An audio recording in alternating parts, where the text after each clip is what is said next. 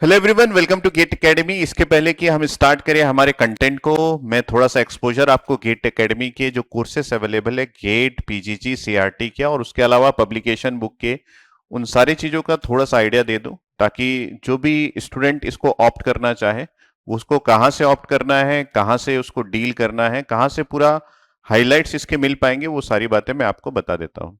तो हमारे पास कोर्स जो अवेलेबल है गेट 23-24 एस्पिरेंट्स के लिए ECEE जिस पर्टिकुलर ब्रांचेस को मैं डील करता हूं, सबसे पहला है कि हमारे पास लाइव क्लासरूम प्रोग्राम है। लाइव क्लासरूम प्रोग्राम मतलब आप फैकल्टी से घर बैठे मोबाइल के थ्रू लाइव इंटरेक्ट कर सकते हैं, लाइव उनके टीचिंग को एक्सपीरियंस कर सकते हैं। तो ये बहुत ही गजब का कोर्स है। इसमें आपको ऑनलाइन क्लासरूम मिलेगा, ठीक है, और फीलिंग जो है वो ऑफलाइन की ही रहेगी। रिकॉर्डेड लेक्चर्स भी अवेलेबल होंगे। कई लोग ये सोचते हैं कि लाइव मिलेगा तो रिकॉर्डेड मिलेगा कि नहीं मिलेगा, रिकॉर्डेड भी मिलेगा। आप अपने डाउट्स को पूछ सकते हैं। डाउट्स पूछने के लिए ऐप या फिर आप यूज करते हैं चैट बॉक्स का, जो कि लाइव क्लासरूम प्रोग्राम का एक एडवांटेज है कि जब फैकल्टी डील कर रहा है आप चैट बॉक्स में अपने डाउट्स पूछ के फैकल्टी के साथ इंटरेक्ट कर सकते हैं। उसके अलावा फैकल्टी आपको अपने टेलीग्राम का लिंक भी देता है जहां पे आप फैकल्टी के साथ डायरेक्टली डाउट भी पूछ सकते हैं। ऑल रीडिंग कंटेंट जो अवेलेबल रहेंगे वो पीडीएफ के फॉर्म में या प्रिंटेड फॉर्म में अवेलेबल रहेगा, बेस्ड ऑन कि आपने प्रिंटेड फॉर्म के कोर्स को ऑप्ट किया है या फिर पीडीएफ के फॉर्म के कोर्स को ऑप्ट किया है। एसेंशियल, बेसिक और जीनियस जिसका नाम होता है, ठीक है। Available only on Android platform, ये अवेलेबल है एंड्रॉइड प्लेटफॉर्म में। सबसे इंपॉर्टेंट बात कि आपको इसके लिए ऐप डाउनलोड करना पड़ेगा, जो कि GATE academy live classroom app के नाम से आपको गूगल प्ले स्टोर में मिल जाएगा। तो ये बेसिक हाईलाइट है आपके पास लाइव क्लासरूम प्रोग्राम का।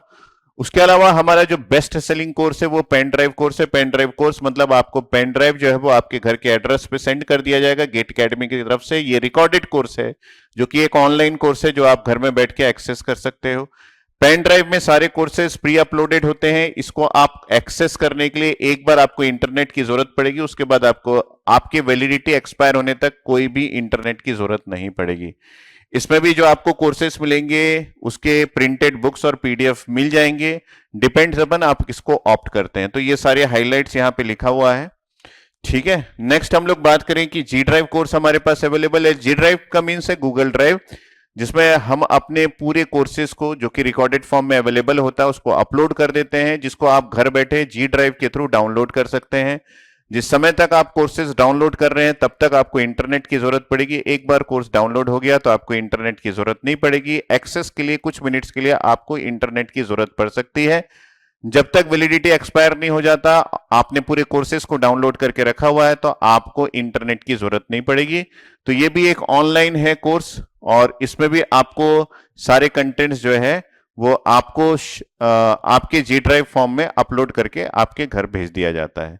तो घर भेज दिया जाता है इसका मतलब है कि प्रिंटेड फॉर्म अगर आपने ऑप्ट किया है तो आपके पास वो प्रिंटेड फॉर्म के जितने भी बुक्स है वो सारे भेज दिए जाते हैं। बाकी तो ऑनलाइन इंटरेक्शन जी ड्राइव का हो जाता है, ठीक है।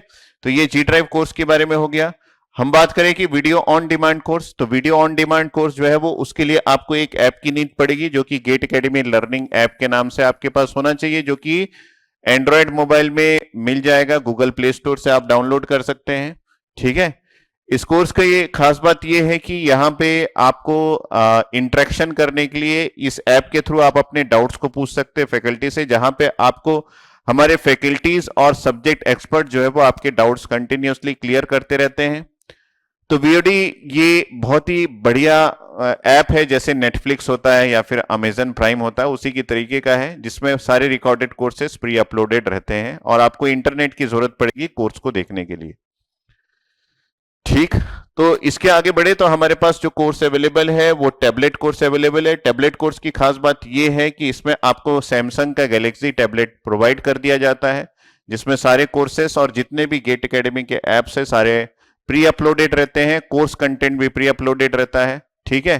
तो tablet course will be delivered through Samsung Galaxy tab A. Wifi और सेल्यूलर इसमें अवेलेबल है। ऑल गेट एकेडमी ऐप्स जो है प्री अपलोडेड रहता है। Dedicated discussion and doubt portal manage by वही गेट एकेडमी लर्निंग ऐप, जिसके बारे में मैंने आपको बताया। डाउट पोर्टल वहीं से होता है। The course content will be exactly same as VOD course, but you do not need internet connection, जैसे मैंने वीओडी में बोला कि आपको इंटरनेट कनेक्शन की जरूरत पड़ेगी, यहां पे मैं हाईलाइट कर देता हूं कि आपको यहां पे इंटरनेट कनेक्शन की जरूरत नहीं पड़ेगी, ये खास बातें हैं। ठीक है, तो ये हो गया हमारा टैबलेट कोर्स। टैबलेट कोर्स का मतलब है सैमसंग गैलेक्सी टैब ए जो आपको सेंड किया जाता है, उसकी वजह से इसका नाम टैबलेट कोर्स है। ठीक है, और अगर मैं बताऊं कि गेट के जो कोर्सेस है वो बेसिकली 3 फॉर्म में अवेलेबल है, जो आपको www.gateacademy.co.in में मिलेगा। कौन कौन से course? PD, GD, VOD, tablet और लाइव क्लासरूम प्रोग्राम, ये 3 वेराइटीज में अवेलेबल है, बेसिक, एसेंशियल और जीनियस। अगर हम बात करें कि वीडियो लेक्चर सभी में दिया जाएगा, बेसिक ले, एसेंशियल ले, जीनियस ले, वीओडी, टैबलेट कोर्स से, या फिर आप जीडी ले या फिर पीडी ले या फिर लाइव ले। यहां पे देखिए पीडी, जीडी, वीओडी, टैबलेट या फिर लाइव, तो आप ऑप्ट कर सकते हैं बेसिक, एसेंशियल, जीनियस 3 फॉर्म में। ठीक है, वर्कबुक प्रिंटेड फॉर्म में आपको मिलेंगे सिर्फ एसेंशियल और जीनियस में, वर्कबुक पीडीएफ फॉर्म में तीनों में मिलेगा, प्रीवियस ईयर का सॉल्यूशन बुक्स आपको सिर्फ जीनियस में मिलेगा। बैग जो है वो आपको गेट एकेडमी का बैग मिलेगा आपको एसेंशियल और जीनियस में। ऑनलाइन टेस्ट सीरीज जो है वो आपको एसेंशियल, जीनियस में मिलेगा। एक्सेस टू डाउट पोर्टल्स आपको तीनों में मिलेंगे, और ऐसे स्पेशल लाइव ऑनलाइन सेशंस जो है वो आपको तीनों में मिलेंगे। तो ये हो गया टोटली गेट के कोर्सेस। बुक्स के बारे में हम डिस्कस करेंगे, लेकिन हमारे कुछ और कोर्सेज भी है जो कि आप यहां पे देख सकते हैं। कैंपस रिक्रूटमेंट ट्रेनिंग हम प्रोवाइड करते हैं, जिसमें टेक्निकल के साथ साथ आपको सॉफ्ट स्किल्स भी सिखाया जाता है। ठीक है, ये हमारे कंप्यूटर साइंस के डिपार्टमेंट के लोग करते हैं, वहां के फैकल्टी एक्सपर्ट करते हैं, जो कि इलेक्ट्रिकल, इलेक्ट्रॉनिक्स और आईएन स्टूडेंट्स भी ऑप्ट कर सकते हैं। क्योंकि कैंपस रिक्रूटमेंट ट्रेनिंग में आपको कोर सब्जेक्ट नहीं पूछा जाता, बेसिकली आपको C programming, data structure, C plus plus, STL, Python, 200 plus coding problems, basic of OS, DBMS, computer network पूछा जाता है। एप्टीट्यूड एंड रीजनिंग जो आपको इन जनरल 100 प्लस आवर्स की क्लासेस मिलेंगी, जो कि मेन रिटर्न एग्जाम्स में पूछा जाता है जब आप गूगल, विप्रो, टीसीएस का एग्जाम्स देंगे, है ना, ऑनलाइन में। पीडी सेशंस मतलब पर्सनालिटी डेवलपमेंट सेशन, जो कि आपकी ली जाएगी इस कोर्स के अंदर। पर्सनालिटी डेवलपमेंट में आपको soft skill, English communications, how to manage etiquettes, ये सारी चीजें आपको बताई जाएगी, और पर्सनल इंटरव्यू गाइडेंस भी आपको प्रोवाइड किया जाएगा। ठीक है, इसके अलावा हमारे पास एक और कोर्स है जो कि पोस्ट गेट गाइडेंस का है, जिसमें आपको गेट क्रैक करने के बाद आपके डिफरेंट स्कोर्स में कौन कौन से इंस्टीट्यूट्स आपको मिल सकते हैं, आईआईटीज, आईआईएससी और पीएसयू में, जिसमें भी आपको ऑप्ट करना है। ऑप्टिमम यूज कैसे करना है अपने गेट स्कोर का, ताकि आपको कुछ ना कुछ ऑप्शंस मिल जाए। इंटरव्यू गाइडेंस जो डिफरेंट पीएसयूज लेते हैं, जिसमें आपको जीडी, जीटी, पीआई ये सभी होता है, ग्रुप डिस्कशन, ग्रुप टास्क और पर्सनल इंटरव्यू, उसके लिए हम गाइडेंस करते हैं। सीवी के लिए हम गाइडेंस करते हैं। Exclusive guidance for admission in IITs, exclusive guidance for recruitment in any PSU across India. Interview guidance, guidance related to CCMT, मतलब एनआईटी में एडमिशन के लिए, जैसे सीओएपी आईआईटीज में एडमिशन के लिए, वैसे सीसीएमटी एनआईटी में एडमिशन के लिए। एलुमनाई कनेक्ट मतलब हम आपके उन स्टूडेंट से, हमारे एलुमनाई से इंटरेक्ट करवाएंगे जो ऑलरेडी प्लेस्ड है पीएसयू में या फिर किसी आईआईटी से अपना कोर्स पढ़ाई कर रहे हैं। तो उनसे इंटरेक्ट करने से आपको यह पता चलेगा कि रियलिटी एंड फैक्ट्स क्या है, आईआईटीज की बात करें, एनआईटीज की बात करें या फिर पीएसयू के बारे में बात करें। गाइडेंस रिलेटेड टू आपका सीवी कैसे फॉर्म आपको बनाना है, वो सारी चीजें हम आपको बताते हैं। अब हम आ जाते हैं गेट एकेडमी पब्लिकेशंस में आपको कौन कौन से बुक्स मिल सकते हैं। बहुत ही उम्दा बुक्स है, इंडिया द्वारा मैक्सिमम लोगों द्वारा पसंदीदा ये बुक्स है। तो जितने भी ब्रांचेस है सभी के लिए कॉमन 2 सब्जेक्ट्स होते हैं, मैथमेटिक्स और एप्टीट्यूड, ये दोनों के बुक्स अवेलेबल है। इस बुक्स में पीवाईक्यू पूरा कवर्ड है, किसी क्वेश्चंस को डिफरेंट मेथड से सॉल्व कैसे कर सकते हैं वो प्रोवाइडेड है, और उसके अलावा क्यूआर कोड प्रोवाइडेड है, जिसको स्कैन करके आप यूट्यूब चैनल में ये देख सकते हैं कि उस पर्टिकुलर प्रॉब्लम को कोई फैकल्टी कैसे सॉल्व करता है। ठीक है, तो ये आपके पास अवेलेबल है मैथमेटिक्स और एप्टीट्यूड के। आगे हम बात करें तो यहां पे हमारे पास कॉमन टॉपिक्स जो कि ECEE में होते हैं, टॉपिक का मतलब है सब्जेक्ट, जैसे कंट्रोल सिस्टम, नेटवर्क, डिजिटल, ये सारे सब्जेक्ट्स कॉमन होते हैं। तो उनके लिए अलग अलग बुक फ्रेम किया गया है। तो आपको इन सभी बुक्स में पीवाईक्यू मिल जाएगा, डिफरेंट मेथड ऑफ सॉल्यूशन मिल जाएंगे, और उसके साथ साथ क्यूआर कोड मिल जाएगा। इसके अलावा हम बात करें कोर सब्जेक्ट्स जो कि ईसी के लिए होता है, इलेक्ट्रॉनिक्स डिवाइसेस, कम्युनिकेशन और ईएमटी, उसके लिए अलग बुक है। अगर हम लोग इलेक्ट्रिकल की बात करें तो मशीन पीएसए पावर इलेक्ट्रॉनिक्स के लिए अलग बुक है। हम लोग आईएन के लिए बात करें तो मेजरमेंट हो गया, ट्रांसड्यूसर्स हो गया, उसके लिए ऑप्टो इलेक्ट्रॉनिक डिवाइसेस के लिए अलग से बुक अवेलेबल है। ठीक है, तो ये आपके कोर सब्जेक्ट्स के लिए है। उसके अलावा इलेक्ट्रिकल मशीन के लिए हमारे पास 2 वॉल्यूम अवेलेबल है एक्सक्लूसिव इलेक्ट्रिकल मशीन के लिए। ठीक है, जिसमें आपको टॉपिक्स वाइज इंपॉर्टेंट की पॉइंट्स मिल जाएंगे, थ्योरी मिल जाएगा, क्वेश्चंस पीवाईक्यू मिल जाएंगे, प्रैक्टिस प्रॉब्लम मिल जाएंगे। मतलब ये कंप्लीट आपको इलेक्ट्रिकल मशीन की तैयारी के लिए जो टेक्स्ट की जरूरत है वो सारा कुछ आपको मिल जाएगा इलेक्ट्रिकल ब्रांच के लिए।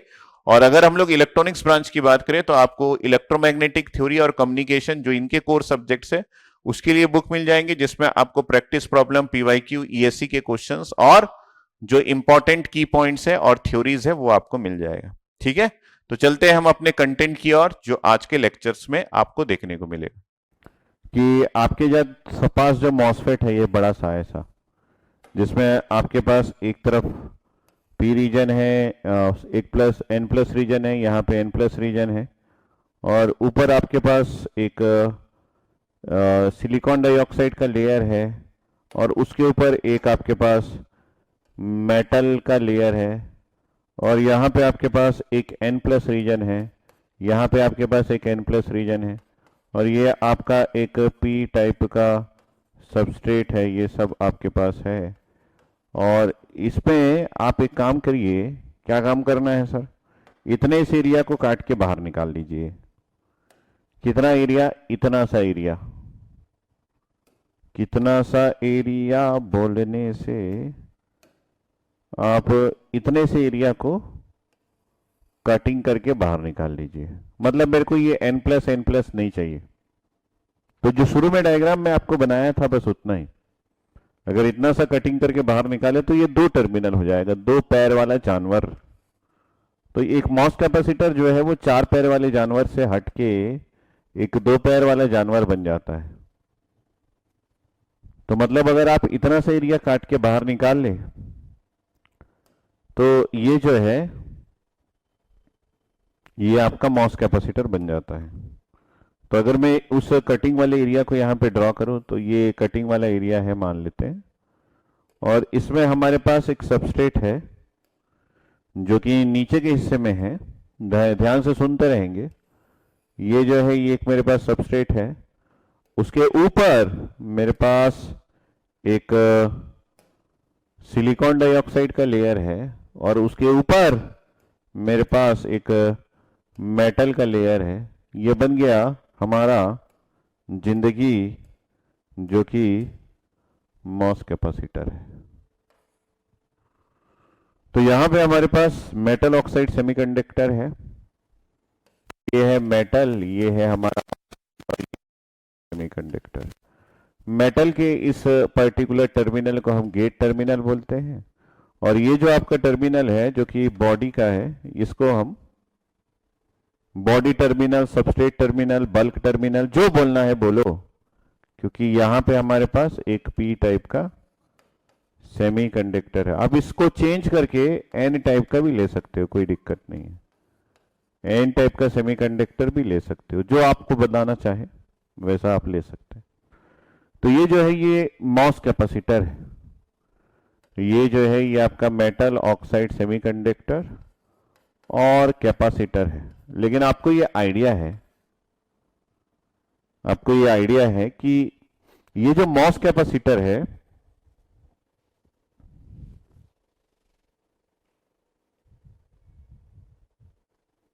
सबस्ट्रेट की डोपिंग कंसंट्रेशन क्या, Rehan Ahmed, what happens to you. तो यहां पे ये जो हमारा एरिया है, ठीक है, तो ये जो मॉस कैपेसिटर है,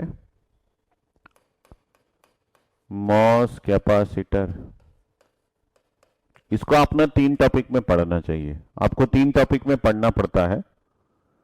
पहला है कि आपको यहां पे एक एनर्जी बैंड डायग्राम के अनुसार पढ़ना होता है, जिसका डायग्राम यहां पे एनर्जी बैंड डायग्राम की बेंडिंग आपको पढ़नी पड़ती है। दूसरा है कि आपको यहां पे एक ग्राफ बनाना पड़ता है और वो ग्राफ बनता है कैपेसिटेंस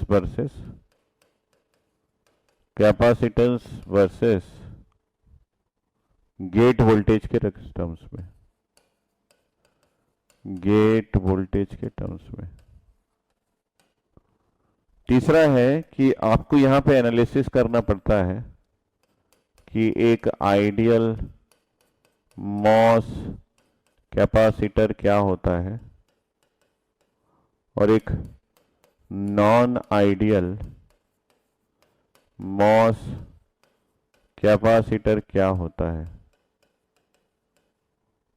ठीक है, तो उसमें आपको वैरायटी ऑफ चीजें आपको फाइंड आउट करनी पड़ती है कि गेट वोल्टेज क्या होता है, थ्रेशोल्ड वोल्टेज क्या होता है, ठीक है, और इन्वर्शन चार्ज क्या होता है। तो कुछ फॉर्मूलेज यहां पे आपको डिराइव करना होता है। तो ये 3 पार्ट्स में आप इसको स्टडी करते हैं।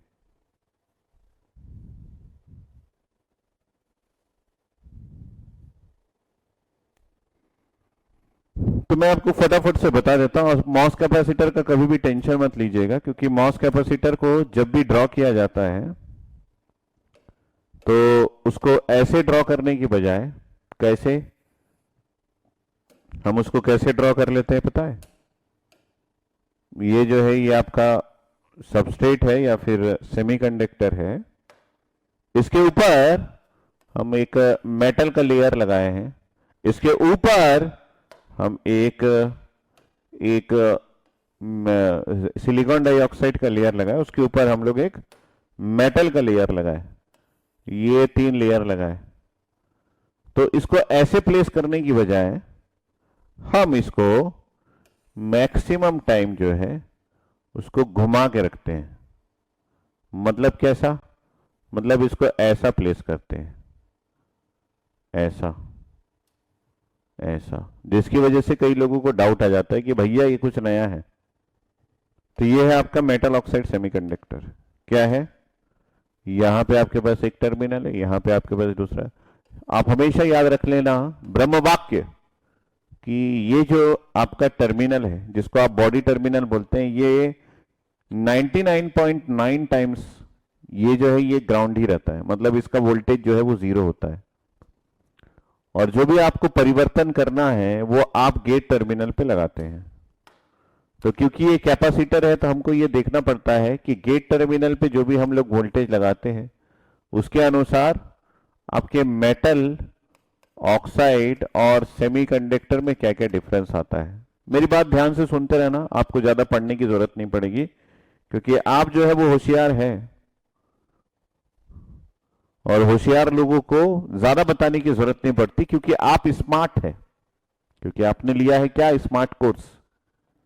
तो ये है मेटल ऑक्साइड सेमीकंडक्टर, और मेटल ऑक्साइड सेमीकंडक्टर में जो भी बदलाव होगा वो इस सरफेस में होगा, है ना। और ये क्या है? ये बल्क है, मतलब अंदर की ओर जो है वो कोई भी बदलाव नहीं होता। ये जो अंदर है यहां पे जनरली नो चेंज ऑब्जर्व होता है, और यहां पे सारा सरफेस पे ही आपको बदलाव दिखेगा। कब? जब आप गेट टर्मिनल के वोल्टेज को वेरी करोगे। एक टर्मिनल तो शुद्ध 0 पे कनेक्ट हो गया, इसका कोई टेंशन ही नहीं है। तो जो भी बदलाव आपको करना है वो गेट टर्मिनल के वोल्टेज पे करना है, और जो भी बदलाव आपको देखने को मिलेगा वो सरफेस ऑफ सेमीकंडक्टर पे देखने को मिलेगा। बाकी सब दुनिया नॉर्मल है, बाकी सब दुनिया नॉर्मल है, आपको इन दोनों पे ध्यान देना है। ठीक है, बाकी सब दुनिया नॉर्मल है, आपको इन दोनों पे ध्यान देना है। तो ये जो मॉस कैपेसिटर है इसको 3 रीजन्स में डिवाइड किया गया है। मेरी बात ध्यान से सुनते रहेंगे। तो पहला है कि आप इस मॉस कैपेसिटर को कैसे विजुअलाइज कर रहे हो जब आप इस डिवाइस को एक्यूमुलेशन मोड में ऑपरेट कर रहे हो। तो मैं 3 मोड ऑफ ऑपरेशन यहां पे डिफाइन कर देता हूं। एक्यूमुलेशन मोड, और उसके बाद है आपके पास डिप्लीशन मोड, डिप्लीशन मोड, और तीसरा है आपके पास इन्वर्जन मोड। ये क्या है? ये इन्वर्जन मोड है। ये 3 मोड ऑफ ऑपरेशन में ऑपरेट होता है। ये 3 मोड ऑफ ऑपरेशन इस पे डिपेंड करता है कि आपने गेट टर्मिनल में वोल्टेज कैसा लगाया। मैंने बोला ना, 2 ही चीज आपको ऑब्जर्व करना है, ज्यादा टेंशन मत लेना जिंदगी में मॉस कैपेसिटर को लेके। तो ये क्या है, गेट टर्मिनल का वोल्टेज कैसे वेरी कर रहा है, यही आपको सोचना है। अगर आपके पास बल्ब जो है वो एक पी टाइप का है, मान लेते हैं, ठीक है, बल्ब जो है वो एक पी टाइप का है, तो आप देखिए आपका एक्यूमुलेशन मोड कैसे आता है। एक्यूमुलेशन मोड का मतलब है कि आपने गेट टर्मिनल में एक नेगेटिव पोटेंशियल लगा दिया है। डिप्लीशन मोड का मतलब है कि आपने गेट टर्मिनल में पॉजिटिव तो लगाया है लेकिन थ्रेशोल्ड वोल्टेज से कम लगाया है। इन्वर्जन का मोड है का मतलब है कि आपने गेट टर्मिनल में थ्रेशोल्ड वोल्टेज से ज्यादा या बराबर लगा दिया। बताते रहेंगे आपको मेरी बात समझ में आ रही है कि नहीं आ रही है। और यहां पे रेहान अहमद ने मेरे से कुछ पूछा है, सर थोड़ा सबस्ट्रेट की डोपिंग कंसंट्रेशन बता दीजिए। तो सबस्ट्रेट तो ये है, इसका डोपिंग कंसंट्रेशन क्या है? नॉर्मल डोपिंग, ज्यादा डोपिंग नहीं, कम डोपिंग नहीं, एकदम नॉर्मल डोपिंग यहां पे किया जाता है। तो रेहान एग्जैक्टली आपका क्वेश्चन क्या है? I am ready to answer each and every question. Exactly आप किस तरीके का क्वेश्चन पूछना चाहते हैं? तो आपका क्वेश्चन क्या है एग्जैक्टली बताएंगे तो I will try to answer. तो डोपिंग जो है, ठीक है, डोपिंग जो है वो नॉर्मल डोपिंग। नॉर्मल डोपिंग का मतलब है कि अगर आपकी डोपिंग कुछ ऐसी है 1:10⁸,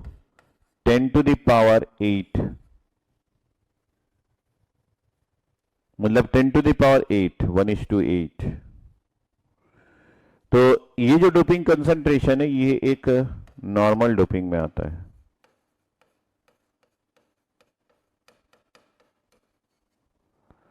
ये 1:10⁵, ये है हैवी डोपिंग। ये जो है ये एक डायोड, नॉर्मल जो डायोड है उसमें किया जाता है। ये आपके किस में किया जाता है? 1:10⁵, ये जीनर डायोड में किया जाता है। और टनल डायोड की बात करेंगे जो आपके सिलेबस में नहीं है, तो इसकी डोपिंग बहुत हाई होती है। कैसे होती है? ये 1:10⁵ होती है। ये वेरी हैवी डोपिंग होती है।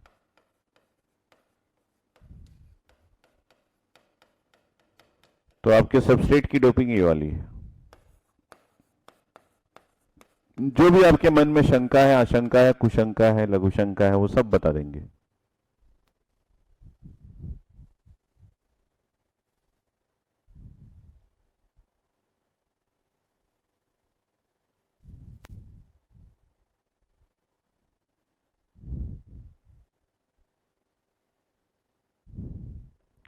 तो इनका क्वेश्चन है कि यहां पे डोपिंग कंसंट्रेशन लो क्यों कर दिया गया?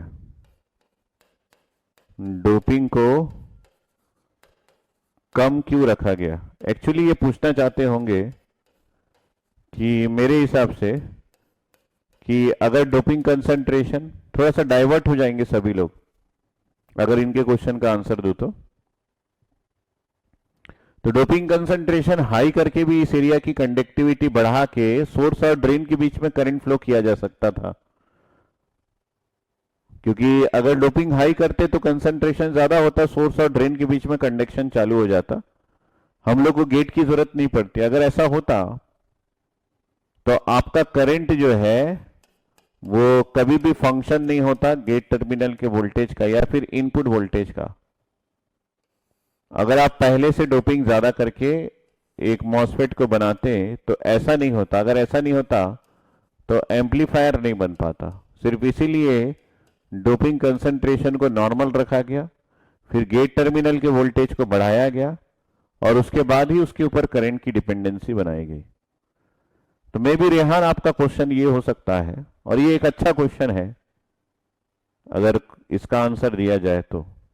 आप डोपिंग कम क्यों करते हैं, ये सब जो है ये क्वेश्चन नहीं होगा। आपका क्वेश्चन ये होगा शायद कि अगर आप डोपिंग को हाई करके करंट को कंडक्ट करेंगे तो आपका करंट जो है वो कभी भी वोल्टेज पे डिपेंड नहीं करेगा, अगर करंट वोल्टेज पे डिपेंड नहीं करेगा, करंट वोल्टेज पे डिपेंड नहीं करेगा तो आपका एम्पलीफायर नहीं बन पाएगा, इसलिए डोपिंग कम रखा जाता है।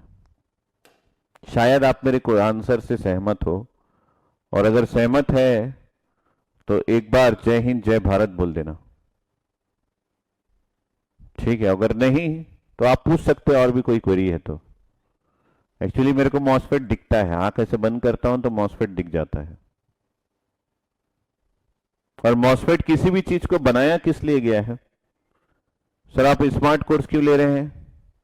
उसका कारण है, मेन टारगेट तो ये है कि मैं आप लोगों का गेट क्रैक करना चाहता हूं ग्रेड 22। उसके बाद ये सब पढ़ाने वाली चीजें आती है। तो कोई भी चीज बनाया जाता है तो पहले टारगेट डिसाइड कर लिया जाता है कि भाई इसका स्ट्रक्चर, ये सब जो भी चीजें हैं ऐसा क्यों बनाया गया है। उसका कारण ये है क्योंकि हम लोग इसको एम्पलीफायर बनाना चाहते हैं। तो जो भी डोपिंग कंसंट्रेशन यहाँ पे किया गया है उसका कारण ये है कि अगर उससे दूसरा डोपिंग कंसंट्रेशन किया जाता तो ये एम्पलीफाई नहीं करता। सिमिलर क्वेश्चन एक बीजेटी में भी आ सकता है, ठीक है। बीजेटी में भी किसी विद्यार्थी को ये क्वेश्चन आ सकता है कि सर बीजेटी में बेस की डोपिंग को लेस क्यों रखा गया, डोपिंग को लेस क्यों रखा गया। अगर बेस की डोपिंग लेस नहीं होगी तो सारे चार्ज कैरियर्स रिकम्बाइन हो जाएंगे, और कभी भी बीटा की वैल्यू जो होती है वो IC divided by IB। Similar question मैं बीजेटी में लगा रहा हूं, तो ये जो है ये बीटा की वैल्यू लेस, ये IB की वैल्यू लेस होती है, इसी वजह से बीटा बढ़ता है। अगर बेस की डोपिंग हाई कर देंगे तो ये करंट यहां हाई हो जाएगा और बीटा रिड्यूस हो जाएगा। तो ये बीटा हमको बहुत इंपॉर्टेंट रखता है बीजेटी में, तो इसी वजह से बेस की डोपिंग कम की जाती है। और यही वो कारण है कि कॉमन बेस जो है वो अच्छा एम्पलीफायर नहीं होता, क्योंकि कॉमन बेस में अल्फा जो है वो होता है IC डिवाइडेड बाय IE, और एमीटर की डोपिंग को हाई कर दी जाती है, अल्फा कम हो जाता है। बकवास एम्पलीफायर, दिस इज बकवास एम्पलीफायर। कौन सा? कॉमन बेस, बकवास करंट एम्पलीफायर। और ये कॉमन एमीटर जो है एक बेहतरीन करंट एम्पलीफायर।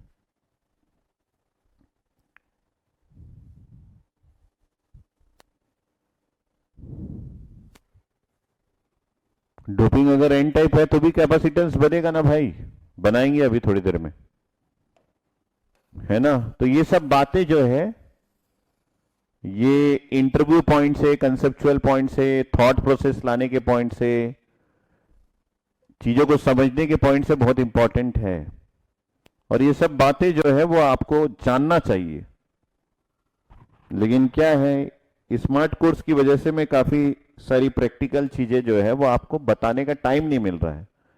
ऐसे ही टाइम कम है, गेट निकलवाना है कि जनरल नॉलेज देना है वो समझ में नहीं आ रहा है। जनरल नॉलेज देने जाऊं तो दिन रात हम लोग बात कर सकते हैं, जनरल नॉलेज खत्म नहीं होगा।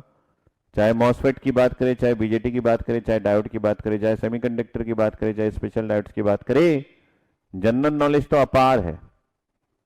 लेकिन यहां जनरल नॉलेज देने का समय किसके पास है? अब तो स्मार्ट बच्चे हैं, मैं सोचा जनरल नॉलेज आपके पास होगा।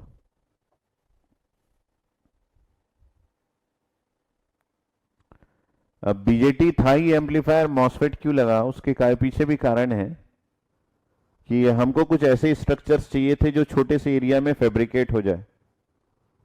3 चीजों की वजह से मॉसफेट आया इस दुनिया में। अतुल का क्वेश्चन है, वो 3 है कि एरिया, एरिया और प्रोसेसिंग टाइम। एरिया हो गया, प्रोसेसिंग टाइम हो गया, है ना, ये दूसरा चीज हो गया। और तीसरा जो है वो आपका, ठीक है, कितना एरिया कौन कंज्यूम करता है, किसी चीज को कितना प्रोसेस करने में कितना टाइम लगता है, समय कितना लगता है। अगर एक चीज को, मतलब आपने किसी मोबाइल से फोटो खींचा तो फोटो खींचने के बाद उसको गैलरी में आने के लिए कितना टाइम लगता है, that is nothing but the processing time. और तीसरा जो है वो ये कि ये कितना पावर कंज्यूम कर रहा है। ये तीनों चीजों में जो उम्दा होता है उसी को हम लोग यूज करने लगते हैं। और मॉसफेट ने मात दे दी यहां पे बीजेटी को, मॉसफेट ने यहां पे बीजेटी को मात दे दी। तो ये भी एक पर्टिकुलर एनालिसिस का पॉइंट है कि पावर कंज्यूम कितना होता है। तो बीजेटी जो है वो बहुत गंदा था। बीजेटी में एक खतरनाक चीज था, वो था कि यहां पे हमको बीजेटी में एक थर्मल रनवे बोल के एक कंसेप्ट मिलता था, थर्मल रन अवे। इसका मतलब है कि अगर टेम्परेचर बढ़ता है तो रिवर्स सैचुरेशन करंट बढ़ता है, इससे आपका करंट बढ़ता है, उससे फिर से टेम्परेचर बढ़ता है। ये प्रोसेस खत्म नहीं होता था, जिसकी वजह से बीजेटी जो है वो जल्दी डैमेज हो जाता था। लेकिन मॉसफेट जो है इसमें थर्मल रनवे होता ही नहीं है। थर्मल रनवे ऐसे काफी सारे पॉइंट्स है, नॉट एग्जिस्ट। तो इसकी कहानी बहुत लंबी है, अगर आप समय देंगे तो मेरे पास बहुत सारा रीजन है।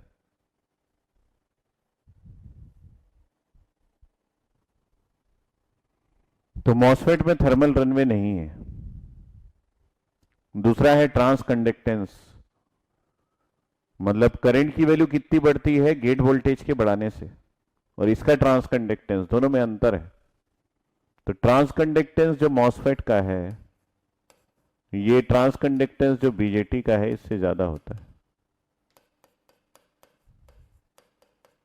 ठीक है, तो ये आपके टॉपिक से भटका देगा। अभी इसके बारे में हम लोग दिन भर भी बात करें तो धीरे धीरे धीरे धीरे परतें खुलते रहती है और काफी सारी चीजें आते रहती है। तो हम भटकते नहीं थोड़ी देर के लिए, और जिस टॉपिक में चल रहे हैं उसी पे एनालिसिस करते हैं। आप मेरे से जुड़े रहिए अगले 1 साल तक, और वक्त मिलने पर मैं काफी सारी बातें आपको बताता रहूंगा, यूट्यूब के थ्रू, हमारे टेलीग्राम ग्रुप के थ्रू, हमारे इंटरेक्शन के थ्रू चीजें जो है वो आपको बताता रहूंगा। तो जितना बताऊंगा उतना क्लियर होगा, अगर आप वीएलएसआई पढ़ेंगे तो और क्लियर होगा।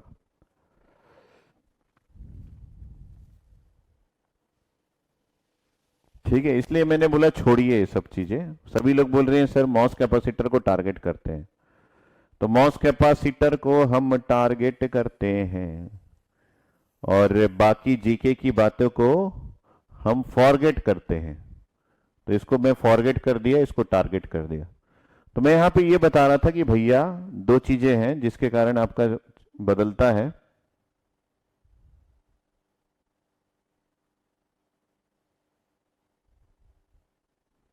ठीक है, तो ये है आपके पास गेट वोल्टेज और ये है आपके पास सरफेस ऑफ द सेमीकंडक्टर। तो ये दोनों चीजें आपको वेरी करना है। बाकी ये इसमें कोई बदलाव नहीं होता, ये हमेशा ग्राउंड रहता है। यहां पे भी कोई बदलाव नहीं होता। मेटल में कोई भी बदलाव होता है तो उससे हमको क्या ही मतलब है। ऑक्साइड में कोई बदलाव होता ही नहीं है, क्योंकि तो इंसुलेटर है, पड़ा रहता है दम से। और जो भी कुछ है हमको सेमीकंडक्टर ही पढ़ना रहता है आपके सिलेबस में। तो इसलिए सेमीकंडक्टर के सरफेस में जो बदलाव होता है वही हम लोग देखते हैं। तो एक्यूमुलेशन मोड होता है, इसका मतलब है गेट वोल्टेज की वैल्यू लेस देन 0। और ये जो है, अगर मैं ऐसा लिख रहा हूं तो ये आपके पास पी टाइप के सबस्ट्रेट के लिए है। पी टाइप का सबस्ट्रेट जब आप यूज करते हैं तब के लिए है। तो किसी ने मेरे से ये भी पूछा कि क्या एन टाइप का सबस्ट्रेट यूज कर सकते? क्यों नहीं भैया, आप किसी भी टाइप का सबस्ट्रेट यूज कर सकते हैं, एन टाइप का सबस्ट्रेट यूज कर सकते हैं, लेकिन इन जनरल करते नहीं है। कारण क्या है? फिर जनरल नॉलेज आ गया।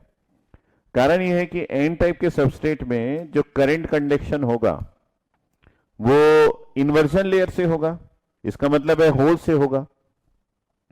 तो यहां पे करंट कंडक्शन, जनरल नॉलेज फिर से आ गया, करंट कंडक्शन जो है वो होगा किससे? होल से होगा। और होल्स की मोबिलिटी जो है वो लेस होती है इलेक्ट्रॉन्स की मोबिलिटी से, जिसकी वजह से करंट का मैग्नीट्यूड लेस हो जाता है सेम पावर लगाने से। Power is the foremost thing, दुनिया पावर बचाने के पीछे पड़ी है। हम जो है अपने मोबाइल को सुबह रिचार्ज करें और दोपहर को डिस्चार्ज हो जाए मोबाइल, 2 दिन से ज्यादा मोबाइल यूज नहीं करेंगे। लेकिन हम मोबाइल को रिचार्ज करें और दिनों दिन चलता रहे, सुबह रिचार्ज करें दूसरे दिन सुबह तक वो चल जाए, तो ऐसे मोबाइल को हम यूज करेंगे। तो ये जो एन टाइप का सबस्ट्रेट है जिसमें कंडक्शन जो है वो होल से चलता है, तो अगर आप इसको पावर दोगे और इसको पावर दोगे, जहां पे कंडक्शन जो है वो इलेक्ट्रॉन से चल रहा है, ठीक है, तो ये जो है वो धनाधन चलेगा, ये कुछ देर बाद डिस्चार्ज हो जाएगा। तो काफी सारा जनरल नॉलेज है जो आप आराम से बैठ के मेरे से ले सकते हो। बढ़िया से ग्रेड क्रैक करो, मेरे पास आओ, मेरे पास बैठो और अपने सारे जनरल नॉलेज के क्वेश्चंस लिख के लेके आ जाओ। एकदम मस्त तरीके से उसको समझाऊंगा। शाम तक बोलोगे कि सर मेरे को ऐसा मन कर रहा है कि मैं एक डिवाइस बना लूं, ठीक है, तो वो वाला मन आते तक। तो यहां पे अगर एन टाइप का सबस्ट्रेट है तो भी इसमें 3 रीजन ऑफ ऑपरेशन आ सकता है। पहला जो है, इसमें आप लिख सकते हैं कि इसमें भी एक्यूमुलेशन आ सकता है, एक्यूमुलेशन मोड ऑफ ऑपरेशन आ सकता है। इसके लिए बस आपको क्या करना पड़ेगा, Vg की वैल्यू ग्रेटर देन 0 लगानी पड़ेगी। बड़ा सिंपल है, ठीक है। दूसरा जो है वो आप देखते हैं हम लोग कि अगर मैं डिप्लीशन मोड की बात करूं, ठीक है, तो यहां पे अगर मैं डिप्लीशन मोड की बात करूं तो यहां पे भी आप वोल्टेज लगाएंगे, लेकिन ये लेस देन 0 होगा। गेट टर्मिनल का वोल्टेज लेस देन 0 होगा और ये ग्रेटर देन थ्रेशोल्ड वोल्टेज होगा, लेकिन ये सब नेगेटिव है, ये सब नेगेटिव है बेटा। तो यहां पे थर्ड पॉइंट जाते हैं, ठीक है। थर्ड पॉइंट में अगर आप इन्वर्जन मोड की बात करें, यहां पे इन्वर्जन मोड कैसे, इन्वर्जन मोड की बात करें तो इन्वर्जन मोड में आपको गेट टर्मिनल का voltage less than threshold voltage या फिर उसके बराबर लगाना पड़ेगा। तो ये 3 अलग अलग चीजें हैं। एक्चुअली यहां पे गेट टर्मिनल का वोल्टेज जो है वो लेस देन 0 लगाने से ही इन्वर्जन लेयर बनता है, और यहां की खास बात यह है कि गेट टर्मिनल का वोल्टेज ग्रेटर देन 0 लगाने से ही इन्वर्जन लेयर बनता है। ये मैंने पहले भी बताया है, जब आपको मैं बताया था कि एक एनमॉस और पीमॉस के बारे में सोचिए। एनमॉस में मैंने बताया था कि गेट टर्मिनल में पॉजिटिव वोल्टेज लगाना पड़ता है, और पीमॉस में बताया था कि गेट टर्मिनल में नेगेटिव वोल्टेज लगाना पड़ता है। तो ये आपका मॉसफेट तो नहीं है, मॉस कैपेसिटर है, इसलिए हम लोग इसको इस तरीके से लिखते हैं। तो मेरे को उम्मीद है कि आप सभी को ये क्लियर होगा, और नहीं क्लियर है तो आगे के जो हिस्सा है उसको आप सुनोगे तो आपको क्लियर हो जाएगा। आगे का हिस्सा क्या है, किसी एक टाइप को पकड़ लेते हैं हम लोग, किसी एक टाइप को पकड़ लेते हैं। मान लीजिए मैंने यहां पे पकड़ लिया कि आपके पास एक पी टाइप का सबस्ट्रेट है, ध्यान से सुनते रहेंगे। आपके पास एक पी टाइप का सबस्ट्रेट है और इसमें मैं डिफरेंट गेट वोल्टेज लगाता हूं, ठीक है, इसमें मैं डिफरेंट गेट वोल्टेज लगाता हूं। कौन कौन सा वोल्टेज, सबसे पहले मैं लगा देता हूं कि हम बात करते हैं, मान लीजिए एक्यूमुलेशन मोड की बात करते हैं, ठीक है, एक्यूमुलेशन मोड की बात करते हैं। तो एक्यूमुलेशन मोड मतलब क्या मोड, जिसमें आप गेट टर्मिनल का वोल्टेज इसी को ले आते हैं यहां पे, नहीं एक और बना लेते हैं। तो एक्यूमुलेशन मोड का मतलब क्या है कि हमारे पास ये हो गया एक सबस्ट्रेट, और ये हो गया हमारे पास एक सिलिकॉन डाइऑक्साइड, और उसके ऊपर हमारे पास हो गया यहां पे एक मेटल ऐसा, ठीक है। और वोल्टेज आपको यहां से लगाना है, और जो भी आप वोल्टेज लगाएंगे उसके अनुसार ही होगा। तो आपको ये पता है कि यहां पे आपको जो वोल्टेज लगाना है गेट वोल्टेज वो लेस देन 0 है, तो यहां पे आप एक नेगेटिव वोल्टेज लगाएंगे विथ रेस्पेक्ट टू ग्राउंड। इसका मतलब है जो भी आप वोल्टेज लगाएंगे यहां पे विथ रेस्पेक्ट टू बॉडी होगा, ये नेगेटिव ये पॉजिटिव, और ये जो टर्मिनल है ये पहले से ही ग्राउंडेड है, तो ये बॉडी टर्मिनल है। आपको ये पता है कि ये एरिया जो आपके पास सेमीकंडक्टर का है, इसमें आपके पास ये पी टाइप का सबस्ट्रेट है, तो काफी सारे इस तरीके से आपके पास एटम्स है, और ये एटम्स है मतलब इसके पास होल्स भी है, इलेक्ट्रॉन्स भी है। तो मैंने बोला कि यहां पे काफी सारे होल्स है ऐसे,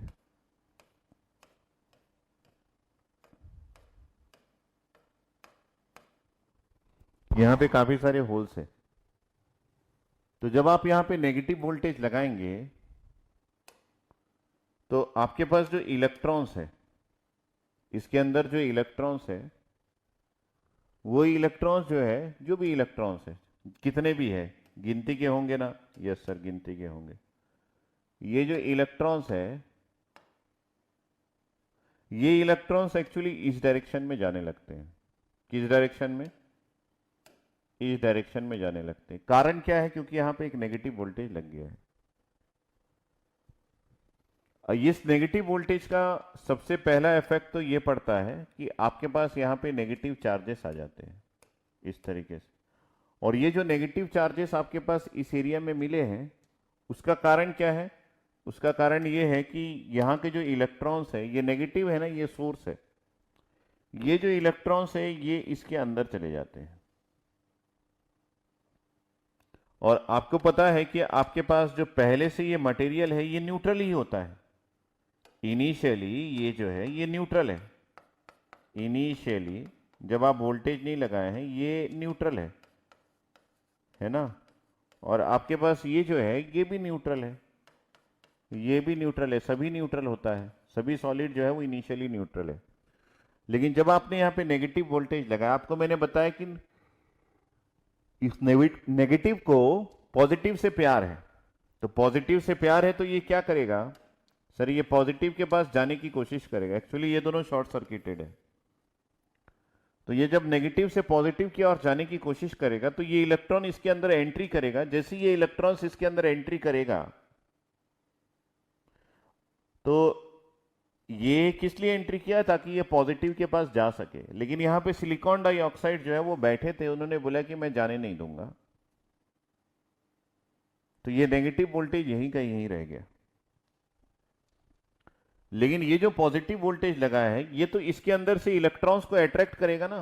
इसके अंदर से इलेक्ट्रॉन्स को तो अट्रैक्ट करेगा ना, जो इसके अंदर अवेलेबल है उन इलेक्ट्रॉन्स को तो ये अट्रैक्ट करेगा, ऐसे करके ऐसे। तभी तो ये प्यार दिखेगा भाई, नेगेटिव को पॉजिटिव से प्यार है। तो ये जो इलेक्ट्रॉन्स जो इसके अंदर है, ये इलेक्ट्रॉन्स, फ्री इलेक्ट्रॉन्स, ये इलेक्ट्रॉन्स तुरंत इस डायरेक्शन में जाने लगता है। जब इस डायरेक्शन में जाने लगता है, ये बॉन्डेड हो गया। जैसे ये बॉन्डेड हो गया, मैं इलेक्ट्रॉन्स को देखना बंद कर दिया। जब मैं इलेक्ट्रॉन्स को देखना बंद कर दिया तो क्या देखना चालू किया? मैं होल्स को देखना चालू कर दिया। तो पता चला कि ये इलेक्ट्रॉन्स इस डायरेक्शन में ऐसे ऐसे जा रहे हैं। लेकिन कुल मिला के मेरे को ये पता चल रहा है कि अगर इलेक्ट्रॉन्स उस डायरेक्शन में जा रहे हैं तो होल्स इस डायरेक्शन में आ रहे हैं। ये direction of movement of holes है। क्या बात कर रहे हो? यस सर, ये जो है ये direction of movement of holes है। ये direction of movement of holes है। ये direction of movement of holes है। अब कोई यहां पे ना समझी वाली क्वेश्चन नहीं पूछेगा कि सर इलेक्ट्रॉन्स उधर जा रहे हैं तो होल्स इधर कैसे आ रहे हैं। मैंने बोला कि इलेक्ट्रॉन्स इसलिए जा रहे हैं क्योंकि ये पॉजिटिव है, तो इसका मतलब है होल्स इस तरफ आ रहे हैं।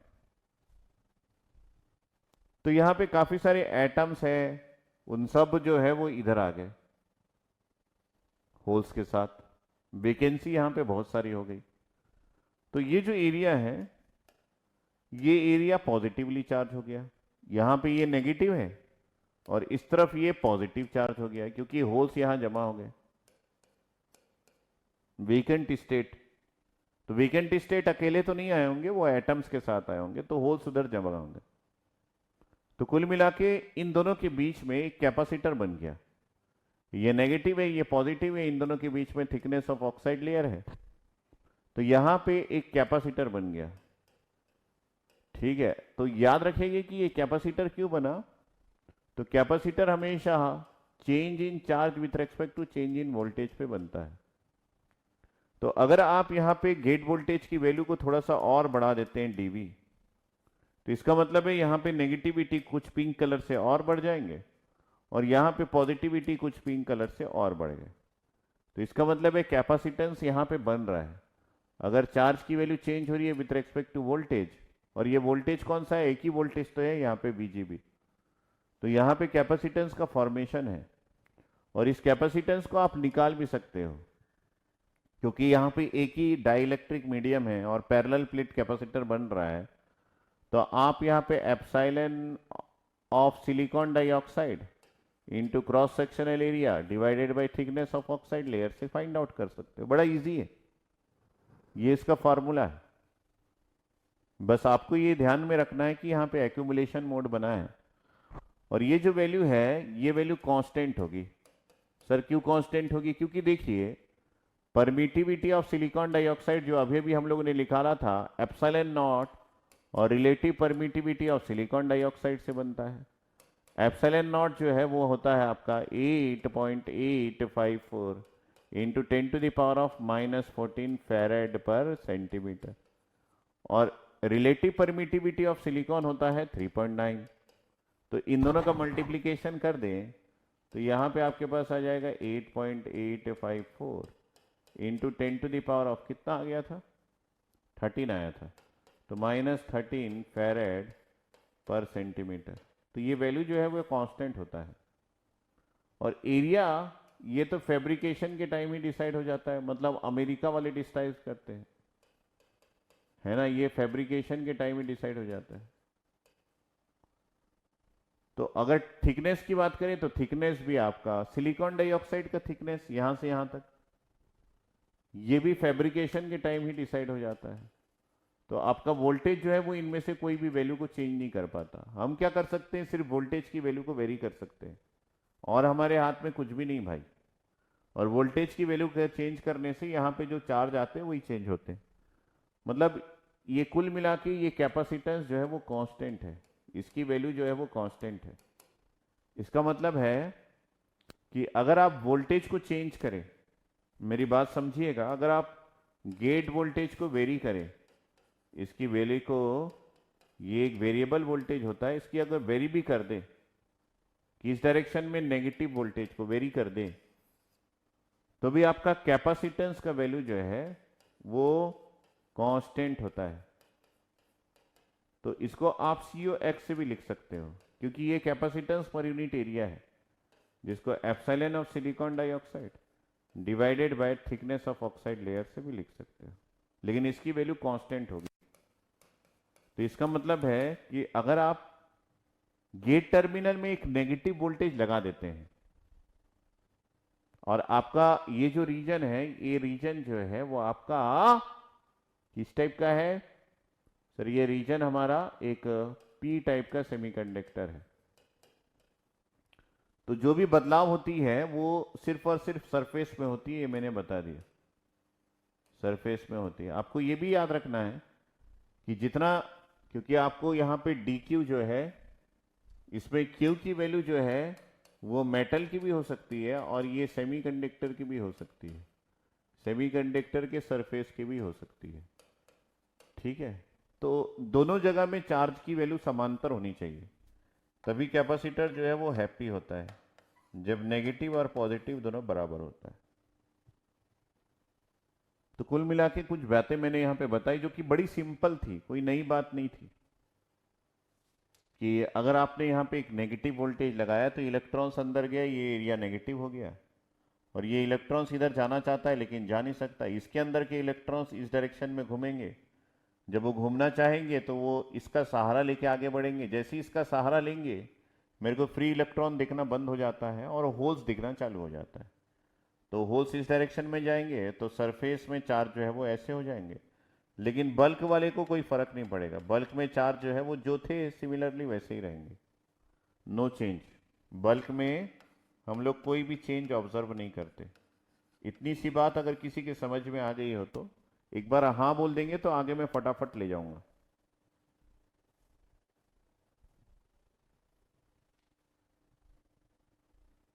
हाँ बोल देंगे तो आगे मैं फटाफट ले जाऊंगा।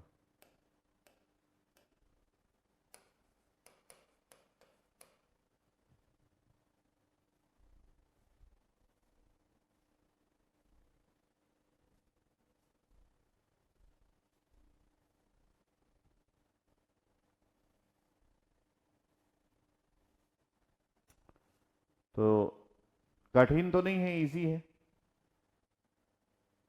है ना? ऐसा लगा कि भैया ये हम तो पहले ही कर चुके थे, हम ही लोगों ने मॉस कैपेसिटर बनाया, हम ही लोगों ने मॉसफेट बनाया, अर्री तो आके थोड़ी सी अपनी बात बोल के चला गया, लेकिन बेसिकली बनाया तो हम ही लोगों ने था। तो कल जिस चीज को हम लोगों ने बना के छोड़ दिया था, उस चीज को एक टॉपिक बना दिया गया है और बोला गया है कि इसको पढ़ो। हम बोले इसमें पढ़ने को बाकी क्या रह गया है।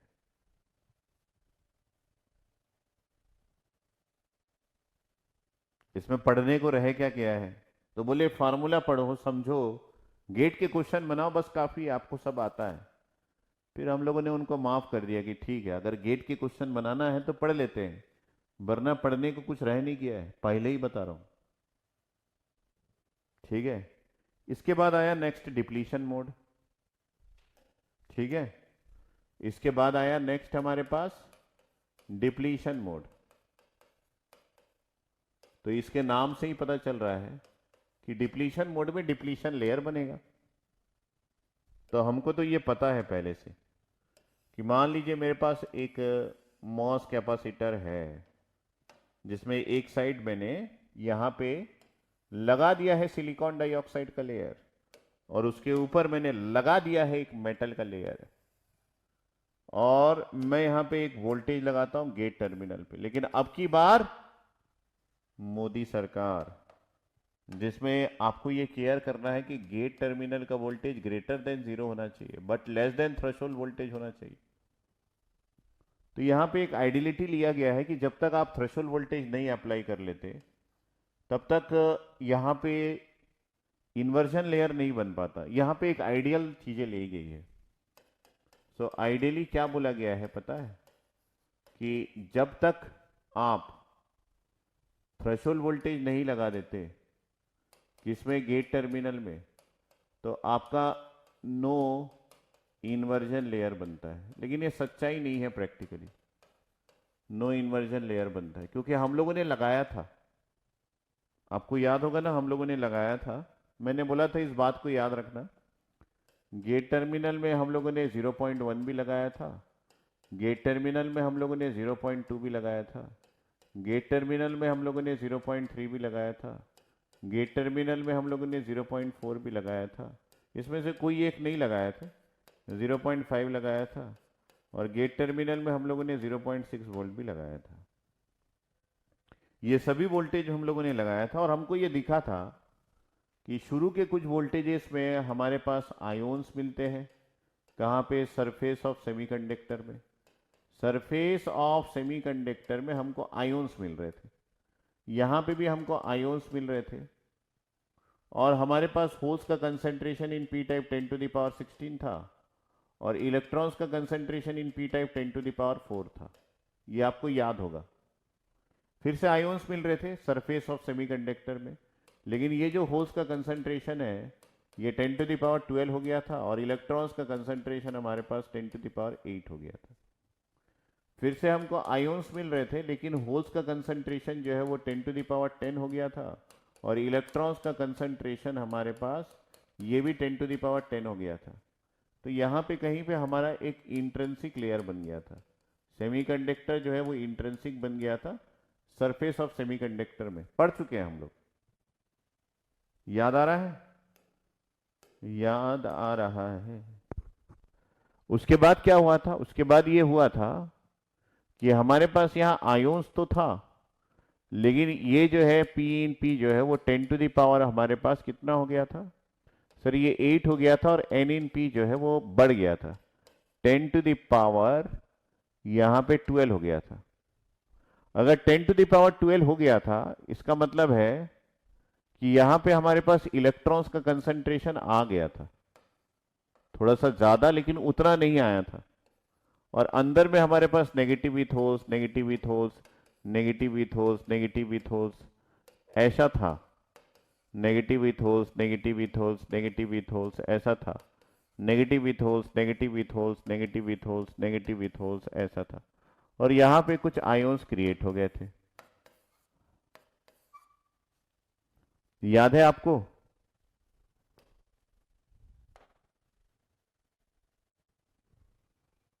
तो ये जो रेंज है जहां पे आपके पास इलेक्ट्रॉन्स का कंसंट्रेशन थोड़ा बहुत मिल गया है, इसका एक्चुअली में नाम वीक इन्वर्जन है। मतलब इन्वर्जन तो बन गया है, लेकिन उतना स्ट्रांग नहीं बना।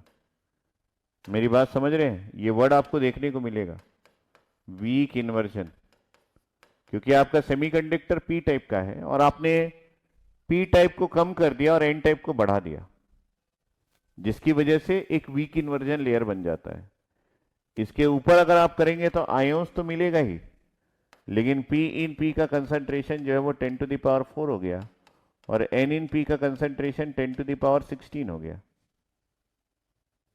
तो ये जो रीजन है जहां पे ये जो वोल्टेज है जिस पे आपको ऐसा मिला, ये आपको स्ट्रॉन्ग इन्वर्जन देता है, क्योंकि अब आपका कंसंट्रेशन जो है वो इससे मैच हो गया, किसका? इसका इससे मैच हो गया, तो इन्वर्ट हो गया, स्ट्रॉन्ग इन्वर्जन मिला। इस वोल्टेज को हम थ्रेशोल्ड वोल्टेज बोलते हैं। तो आपको थ्रेशोल्ड वोल्टेज से कम लगाना है, तो वो बोलता है कि नो इन्वर्जन लेयर बना है, लेकिन वीक इन्वर्जन लेयर हमारा बन जाता है। यही मैं आपको बताना चाह रहा हूं। थ्योरेटिकली कुछ भी नहीं बनता है, ठीक है, तो ये बन जाता है।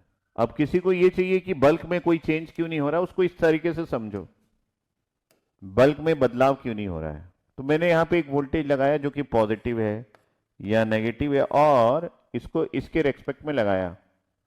आप तभी समझ पाओगे बेटा, आपका नाम क्या है? Who is the number? Khushal Sapra, ठीक है। आपको यहां पे दिखेगा बल्ब में क्यों नहीं बदलाव होता है। तो बल्ब मतलब ये वाला रेंज, यहां से लेके यहां तक, इसको मैं बल्क बोलता हूं, ठीक है। और ये जो है ये कहलाता है क्या? ये कहलाता है सरफेस। तो बल्क में क्यों नहीं बदलता है वो आप दिखाता हूं आपको। तो यहां पे अभी मान लीजिए कि मेरे पास कोई इलेक्ट्रॉन्स नहीं है, ये तो मैं आपको समझाने के लिए किया। ये जो एरिया है ये एरिया आपके पास होल्स से बना हुआ है, तो यहां पे भी होल्स है, ये भी होल्स है, ये भी होल्स है। मेरी बात समझते रहेंगे।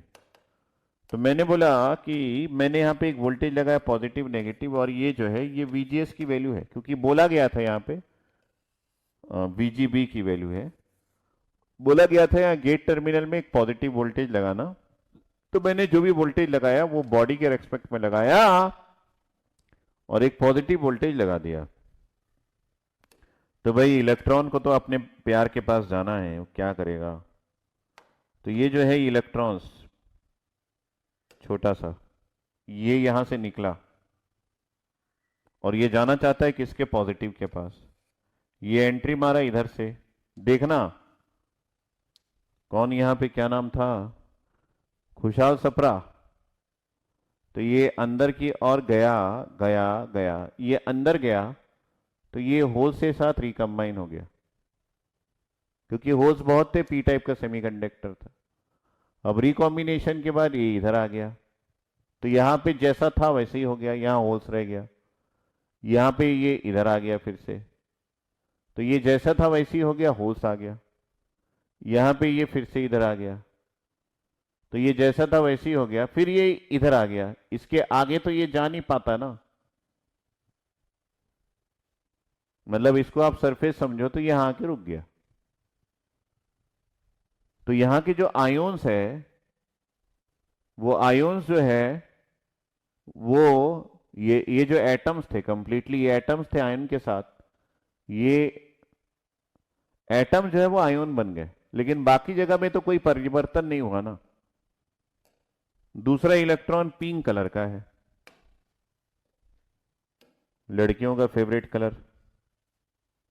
तो ये फिर से इधर से गया गया गया गया गया, ये गया गया गया गया, ये इधर आया इधर आया इधर आया इधर आया और इधर आ गया। तो ये जो कुछ भी हुआ ये सरफेस पे हुआ ना, बल्क में कहां हुआ? बल्क तो जैसे था वैसे ही हो गया, भले ही इनका सहारा वो लिया। अब तीसरा इलेक्ट्रॉन जो है वो ब्लू कलर का इलेक्ट्रॉन, लड़कों का फेवरेट। तो ये इलेक्ट्रॉन फिर से गया, कहां गया सर? अंदर गया। ये इधर से गया, इधर गया, इधर गया, इधर गया, इधर गया, इधर आ गया। तो यहां के जितने भी एटम्स थे वो सभी आयोनाइज हो गए। कहां पे? सरफेस पे। तो बल्क में कहां परिवर्तन हुआ? परिवर्तन तो ये जो है ये इधर से हट गए, ये इधर से हट गए, रिकॉम्बाइन हो गया, इलेक्ट्रॉन होल का पेयर हट गया। तो जो भी परिवर्तन होगा देखो सरफेस में आयोन्स बन गए, तो इसलिए मैंने यहां पे लिखा आयोन्स बन गए, आयोन्स आयोन्स आयोन्स।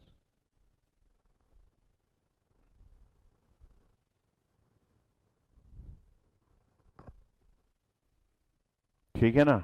तो बल किस लिए वैसे का वैसे ही रहता। अब इसके ऊपर और इलेक्ट्रॉन्स आए, अब आपने और बढ़ाया तो ये मैरून कलर के इलेक्ट्रॉन्स आए और ये इसके अंदर चले गए। तो अब यहां पे आए, यहां पे आए, यहां पे आए, यहां पे आए, देखे कि भैया ये तो पहले ही न्यूट्रलाइज्ड है, ये इधर आ गए। और ऐसे काफी सारे मैरून कलर के इलेक्ट्रॉन्स जो है वो इधर पे आ गए। ये बाद में होगा, अब ये बोल रहा है कि अभी कुछ नहीं होगा। तो अभी जो है वो सिर्फ और सिर्फ आयोन्स बनेंगे, थ्योरेटिकली ऐसा बोल रहा है, क्योंकि आपने वोल्टेज की वैल्यू लिमिट में लगाई है। वोल्टेज की वैल्यू आपने थ्रेशोल्ड वोल्टेज तक नहीं लगाया है। तो कैसे आपने किया है कि गेट टर्मिनल का voltage less than threshold voltage, तो इन्वर्जन लेयर नहीं बनेगा और ग्रेटर देन जीरो लगाया है, क्योंकि यही डिप्लीशन मोड कहलाता है। तो अगर यहाँ पे पॉजिटिव है तो यहां से इलेक्ट्रॉन्स बाहर आए होंगे, ये न्यूट्रल था, इलेक्ट्रॉन्स बाहर आए तो ये कैसे बन गया पॉजिटिव। तो ये जो है ये पॉजिटिव है और यहां पे ये नेगेटिव है। इन दोनों की वजह से फिर से एक कैपेसिटेंस बन जाएगा और ये कैपेसिटेंस इस नेगेटिव और इस पॉजिटिव के साथ बनेगा। मेरी बात समझ रहे हैं, कैपेसिटेंस इस नेगेटिव पॉजिटिव के साथ बनेगा। तो हो सकता है यहां पे और भी इलेक्ट्रॉन्स आए हो, है ना, यहां से और भी इलेक्ट्रॉन्स आए हो ऐसे, और ये इसको भी न्यूट्रलाइज किया हो। ठीक है, यहां से और भी इलेक्ट्रॉन्स आए हो और ये इसको भी न्यूट्रलाइज किए हो ऐसा। यहां से और भी इलेक्ट्रॉन्स आए हो और ये सेकेंड लेयर को भी न्यूट्रलाइज किए हो ऐसा, ये ऐसा। जब तक थ्रेशोल्ड वोल्टेज नहीं लग जाता तब तक ये लोग न्यूट्रलाइज करने का ही काम करते रहते हैं एटम्स को।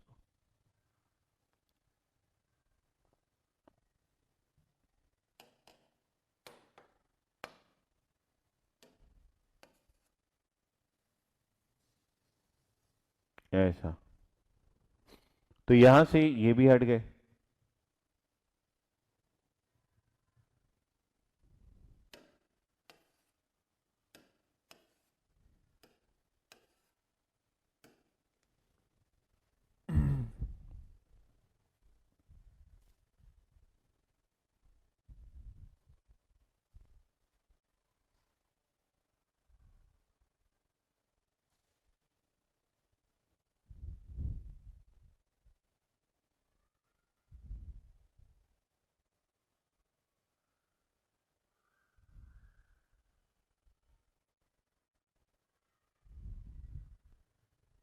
मॉस कैपेसिटर में नया क्या है, अभी आपका रुला रुला देगा मॉस कैपेसिटर।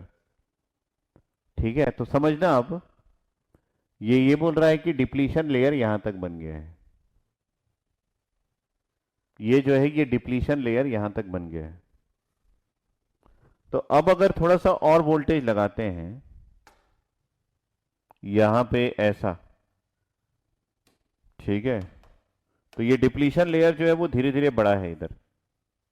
डिप्लीशन लेयर इसको क्यों बोला जा रहा है, क्योंकि यहां पे आपके पास चार्जेस अवेलेबल है नेगेटिव, यहां पे कोई भी इलेक्ट्रॉन्स नहीं है। तो ये जो रीजन है ये रीजन को हम बोल रहे हैं दिस इज डिप्लीशन रीजन। तो अगर आप जीरो से लेके बढ़ाते रहे हैं गेट टर्मिनल का वोल्टेज थ्रेशोल्ड वोल्टेज तक, तो यहां पे देखिए ions ions ions ions create होते रहते हैं और डिप्लीशन रीजन जो है वो बनता रहता है। ठीक है, तो ये डिप्लीशन रीजन जो है वो बनता रहता है, आयोन्स क्रिएट होते रहते हैं। तो यहां पे कैपेसिटर को कैसे काउंट करना है, यहां पे जब कैपेसिटर को काउंट करना है तो फिर से हमको कैपेसिटर ये देखना है कि कितने वोल्टेज के चेंज होने से कितने चार्ज में चेंज हुआ है, वोल्टेज के चेंज होने से चार्ज में क्या बदलाव आया है। मेरी बात समझ रहे हैं। तो इसको फाइंड आउट करने के लिए आपको एक ग्राफ ड्रॉ करना पड़ेगा। उस ग्राफ को मैं यहां पे ड्रॉ करता हूं, फटाफट से आप समझ लेना कि मान लीजिए मेरे पास वही मॉस कैपेसिटर है। इसके क्वेश्चंस आते हैं बेटा, अच्छे क्वेश्चंस आते हैं, आप इसको मजाक में मत लो।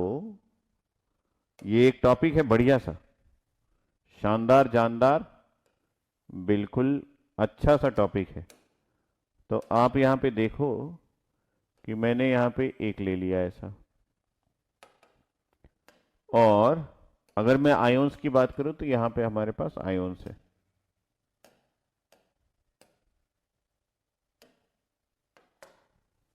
ये ऐसे, ये ऐसे, ये ऐसे, ये ऐसे।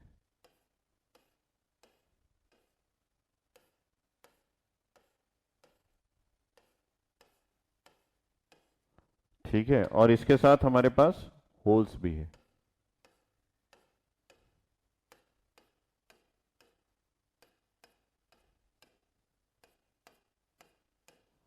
ठीक है, और आपने यहां पे एक वोल्टेज लगाया।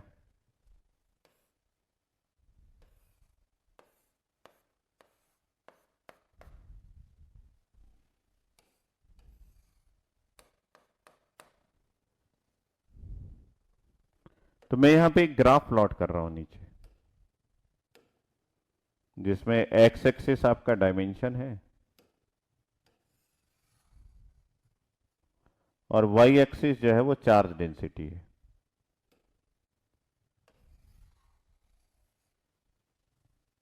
ठीक है, और ये मैं इन दोनों के बीच में ये एक रीजन बना दिया जो कि सिलिकॉन डाइऑक्साइड को रिफर कर रहा है। अब मैं गेट टर्मिनल में वोल्टेज लगा रहा हूं पॉजिटिव, ये नेगेटिव, और ये जो है ये आपका जीरो वोल्टेज है। तो यहां पे इनिशियली तो चार्ज आते हैं, आपको पता है। तो मैं मान लीजिए एक पॉजिटिव गेट वोल्टेज लगाया, जिसकी वजह से आपको 3 पॉजिटिव चार्ज यहां पे मिले। कितने? 4 पॉजिटिव चार्ज। अगर 4 पॉजिटिव चार्ज मिले तो यहां पे आपको 4 नेगेटिव चार्ज मिलेंगे, क्योंकि कैपेसिटेंस में ऐसा ही होता है। तो यहां पे आपको 4 नेगेटिव मिलेंगे। तो 1 2 3, ये 4 मिले। अब आप क्या कर रहे हो कि यहां के वोल्टेज की वैल्यू को थोड़ी सी बढ़ा दे रहे हो, तो उसकी वजह से ये ग्रीन कलर के 4 पॉजिटिव और मिले।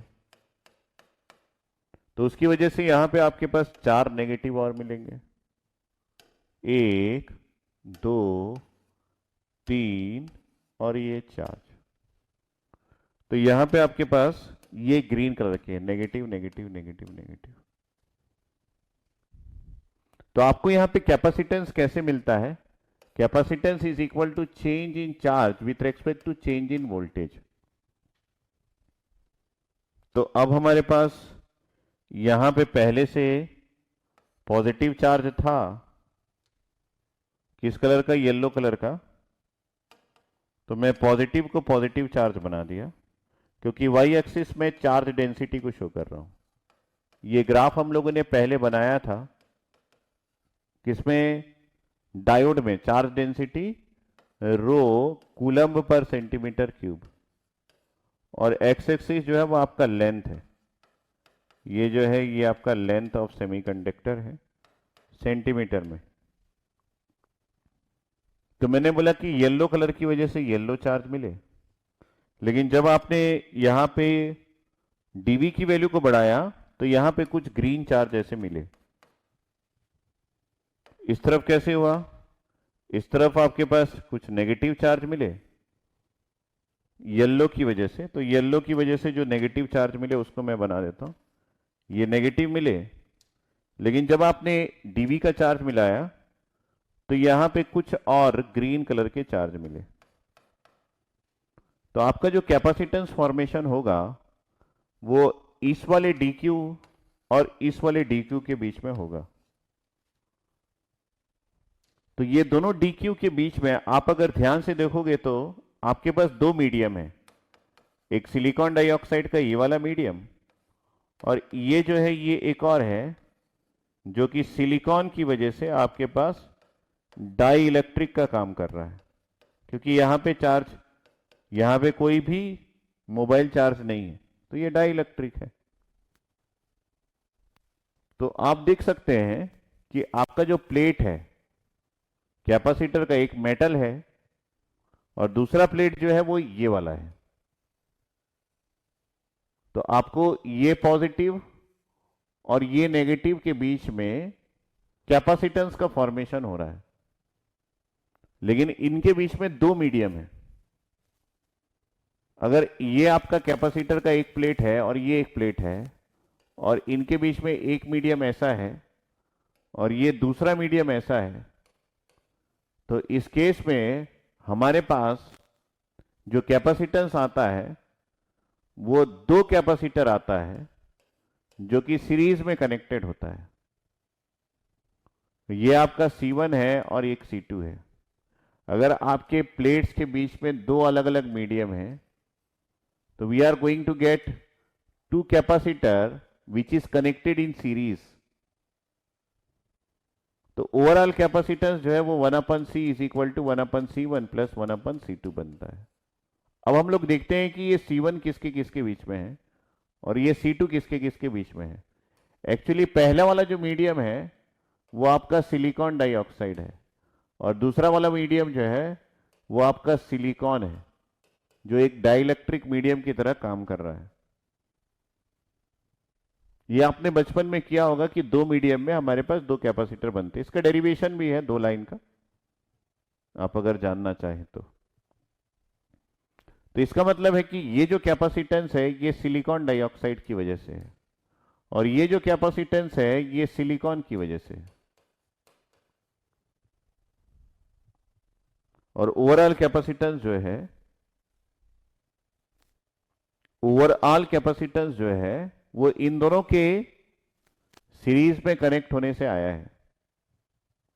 तो मैं यहां पे ओवरऑल कैपेसिटेंस की जब बात करूंगा वो 1 capacitance due to silicon dioxide plus 1 capacitance due to silicon की वजह से लिखूंगा।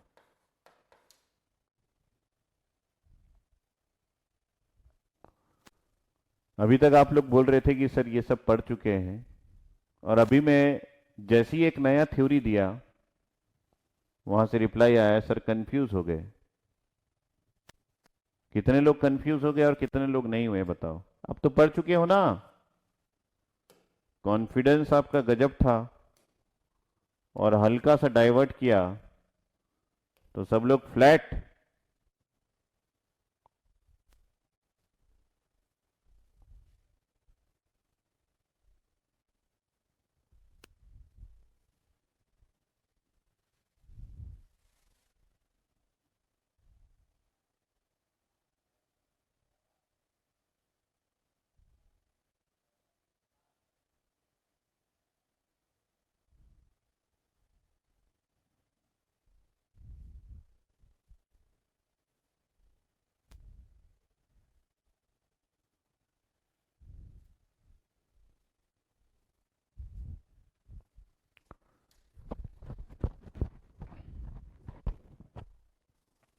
अब जब डायोड का कैपेसिटर बनाया था तब एक बार खोलिए तो, डायोड में जो मैंने कैपेसिटर बनाया था उसको एक बार खोलिए, उसमें भी ऐसा ही था कि आपके कुछ चार्ज जो है वो प्लेट की तरह काम करते हैं और कुछ चार्ज जो है वो डाइइलेक्ट्रिक मीडियम की तरह काम करते हैं। आपका अगर कैपेसिटर का बेसिक क्लियर है तो ये क्लियर हो जाएगा।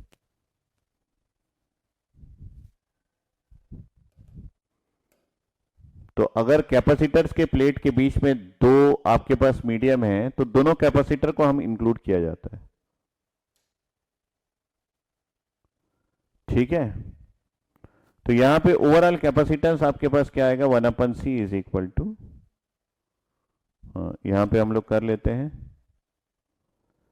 कि अगर हम लोग C सिलिकॉन डाइऑक्साइड की बात करें तो ये आपके पास है epsilon of silicon dioxide into area divided bye thickness of the oxide layer. लेकिन हम लोग C सिलिकॉन की बात करें तो यहां पे है epsilon of silicon into cross sectional area, और ये जो इसका थिकनेस है वो यहां से चालू होता है और ये यहां तक है। लेकिन ये जो थिकनेस है ये तो बढ़ भी सकता है ना, क्योंकि ये तो आपके वोल्टेज पे डिपेंड है कि कितना वोल्टेज लगा रहे हैं।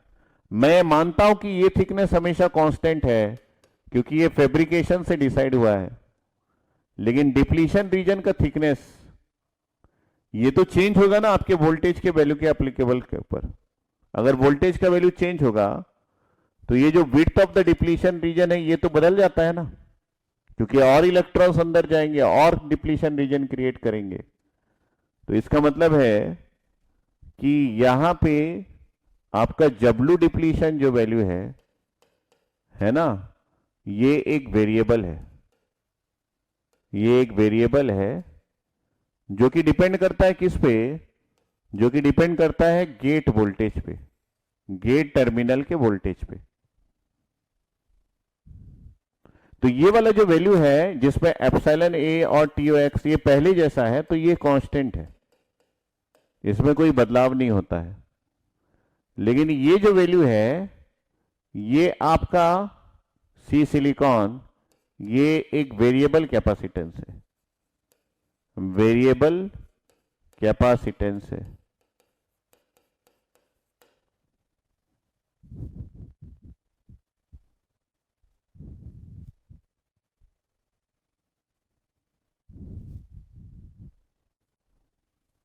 अगर ये वेरिएबल कैपेसिटेंस है तो इसकी वैल्यू जो है वो चेंज होते रहती है, किसके अनुसार? Depends on gate voltage. लेकिन इसकी जो वैल्यू है ये कांस्टेंट होता है। तो अगर मैं गेट वोल्टेज की वैल्यू को बढ़ाता हूं, अगर मैं गेट वोल्टेज की वैल्यू को बढ़ाता हूं तो डब्ल्यू डिप्लीशन की वैल्यू बढ़ जाएगी, क्योंकि डिप्लीशन रीजन जो है वो और इलेक्ट्रॉन एंटर करेंगे, डिप्लीशन रीजन और एक बार इधर आ जाएगा, क्योंकि ये तो बोल रहा है कि इलेक्ट्रॉन्स फॉर्म ही नहीं होगा आइडियली। तो अगर मैं गेट वोल्टेज की वैल्यू को बढ़ाता हूं तो डब्ल्यू डिप्लीशन की वैल्यू बढ़ेगी और ये जो है इसकी वैल्यू रेड्यूस होगी। इसके बारे में तो सोचना ही नहीं, ये कांस्टेंट है। इसका मतलब है गेट वोल्टेज की वैल्यू को बढ़ाने से ये वैल्यू जो है वो रेड्यूस होगी। अगर ये रेड्यूस होगी, ये कांस्टेंट है, तो कुल मिला के कैपेसिटेंस की वैल्यू रेड्यूस होगी।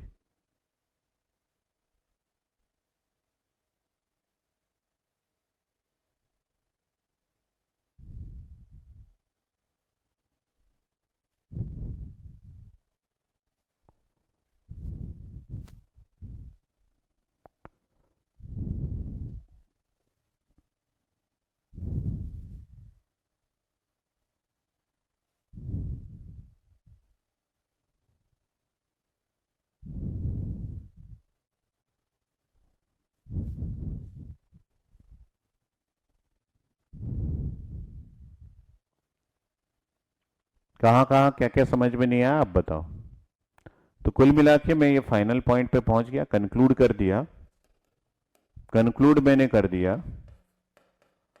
कंक्लूड मैंने कर दिया कि अगर गेट टर्मिनल का वोल्टेज बढ़ता है तो आपका ये जो कैपेसिटेंस है जो कि सिलिकॉन में बन रहा है ये आपका रिड्यूस होगा, तो आपका सी का वैल्यू भी रिड्यूस होगा।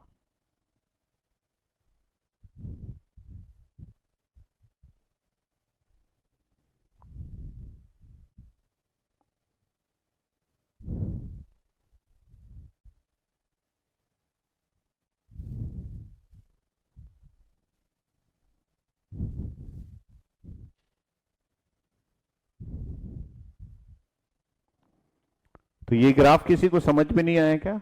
ये ग्राफ को समझने के लिए आपको डायोड का जो ग्राफ है जिसमें आप चार्ज डेंसिटी ड्रॉ करते थे वहां से समझ में आएगा। ये ग्राफ पहले समझा दूं?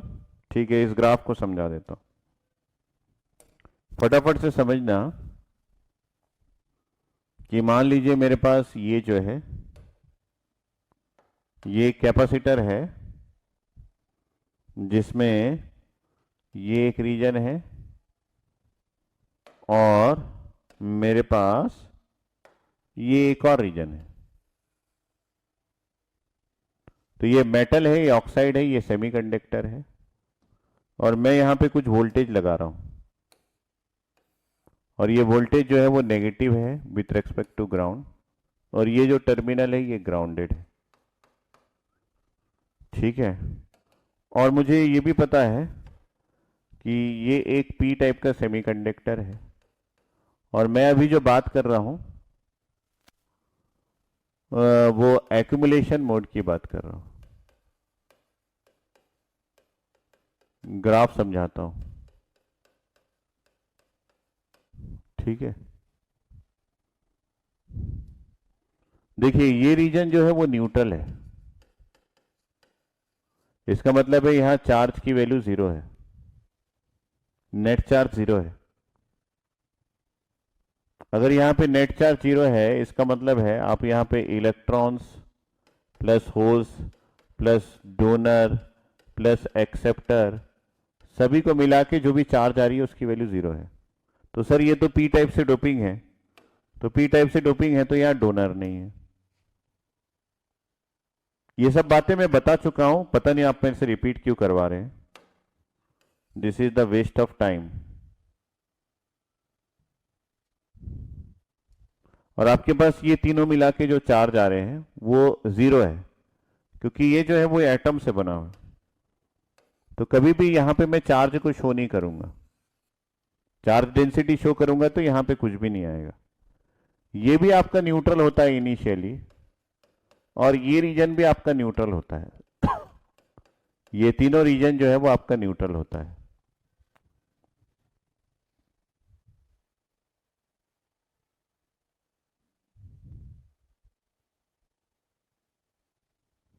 ठीक है, ये तीनों रीजन जो है वो न्यूट्रल होता है। अब मैं यहां पे बात कर रहा हूं कि इसी को मैं एक ग्राफिकल प्लॉट में ड्रॉ कर रहा हूं, जिसमें एक्स एक्सिस मेरा यही लेंथ है, तो इसको मैं लेंथ से रिप्रेजेंट कर दिया। वाई एक्सिस मेरा चार्ज डेंसिटी है कूलम पर सेंटीमीटर क्यूब। ये आपका मेटल है। मेटल की एक खास बात है कि यहां पे आपके पास जो एनर्जी स्टेट्स होते हैं ये बहुत ज्यादा होता है। एनर्जी स्टेट्स जो है ये बहुत ज्यादा होता है। क्यों ज्यादा होता है? क्योंकि यहां पे फ्री इलेक्ट्रॉन्स बहुत ज्यादा होते हैं। एनर्जी स्टेट्स की जो डेंसिटी है, डेंसिटी जिसको आप डेंसिटी ऑफ स्टेट्स बोलते हैं, ये बहुत हाई होता है। कहां पे? मेटल में। ये मेटल ऑक्साइड सेमीकंडक्टर है ना, मेटल में। क्यों, कैसे पता चला सर आपको? क्योंकि मेरे को पता है कि यहां फ्री इलेक्ट्रॉन्स की डेंसिटी बहुत ज्यादा होती है, और फ्री इलेक्ट्रॉन्स एनर्जी स्टेट में ही रहता है, पहले दिन का कंसेप्ट। तो डेफिनेटली यहां पे एनर्जी स्टेट्स बहुत ज्यादा होता है। अगर एनर्जी स्टेट ज्यादा होता है तो एक छोटे से एरिया में काफी सारे इलेक्ट्रॉन्स रह सकते हैं। डेंसिटी का ज्यादा होना का मतलब क्या है? एक छोटे से वॉल्यूम में बहुत सारे लोगों का रहना, that is known the density. Sir Chhattisgarh में पॉपुलेशन डेंसिटी बहुत ज्यादा है, मतलब छोटे से एरिया में ज्यादा लोग रहते हैं, तो यहां पे इलेक्ट्रॉन्स की डेंसिटी ज्यादा है। तो ये जो नेगेटिव है और ये पॉजिटिव है, इससे यहां पे जो इलेक्ट्रॉन्स गए, तो यहां पे इलेक्ट्रॉन्स इलेक्ट्रॉन्स इलेक्ट्रॉन्स इलेक्ट्रॉन्स ये सभी एक के ऊपर एक चढ़े हुए रहेंगे, डेंसिटी ज्यादा है। तो यहां पे इलेक्ट्रॉन्स जो है वो आ गए, सॉरी नेगेटिव साइड में बनाना है, ये इलेक्ट्रॉन्स आ गए। तो ये किस वोल्टेज पे है? ये गेट वोल्टेज पे। अगर मैं वोल्टेज की वैल्यू को थोड़ा सा और बढ़ा दूं तो भी इसमें इलेक्ट्रॉन्स को एकोमोडेट करने का और एनर्जी स्टेट्स है। ये negative electron electron electron electron उसी जगह पे, तो इसने वहीं पे और भी इलेक्ट्रॉन ले लिया, क्योंकि एनर्जी स्टेट ज्यादा था, तो इसको आगे नहीं जाना पड़ा। तो ये एक लाइन चार्ज की तरह दिख रहा है। ये कैसा दिख रहा है? ये एक लाइन चार्ज की तरह दिख रहा है। Line charge, surface charge, volume charge बचपने में पढ़े हैं कि नहीं पढ़े हैं? बचपन का प्यार याद है कि नहीं? तो मैंने बोला कि अगर मैं वोल्टेज की वैल्यू को थोड़ा और बढ़ा दूं तो सारे इलेक्ट्रॉन्स वहीं एकोमोडेट हो जाएंगे। अब अगर हम लोग इस तरह आ जाए तो ये पी टाइप का है, तो पी टाइप में होल्स जाएंगे, लेकिन ये होल्स जो है यहां पे एनर्जी स्टेट्स की डेंसिटी ज्यादा नहीं है, तो ये जो होल्स आएंगे ये इसके रेस्पेक्ट में थोड़ा ज्यादा वॉल्यूम लेगा। तो हम लोग इसको 2 डायमेंशन में बना रहे हैं, तो वो ज्यादा वॉल्यूम लेगा क्योंकि एनर्जी स्टेट इसके कंपैरिजन में कम है, क्योंकि इसमें फ्री इलेक्ट्रॉन्स का कंसंट्रेशन कम होता है। तो हम जब इसको ड्रॉ करेंगे तो इसको मैं थोड़ा सा स्पेस लेके ड्रॉ करेंगे, ऐसा, बस यही है। अगर यहां का चार्ज कुछ बढ़ता है डीवी, तो यहां पे भी होल्स जो है वो इस तरीके से बढ़ जाएगा। तो ये जो है ये आपका DQ है, ये आपका DQ है, ये नेगेटिव है, ये पॉजिटिव है। ये कौन है? ये होल्स है। और ये कौन है? ये इलेक्ट्रॉन्स है। ये कब की बात है? जब आप एक्युमुलेशन मोड की बात करेंगे। तो यहां का कैपेसिटेंस किसकी वजह से है? जो चार्ज इधर है और जो चार्ज इधर है, और इनके बीच में कौन है? इनके बीच में एक ही मटेरियल है, डेट इज सिलिकॉन डाइऑक्साइड। तो यहां का कैपेसिटेंस क्या होगा? Capacitance is equal to epsilon of silicon dioxide into area divided by cross sectional area divided by difference, that is thickness of oxide layer.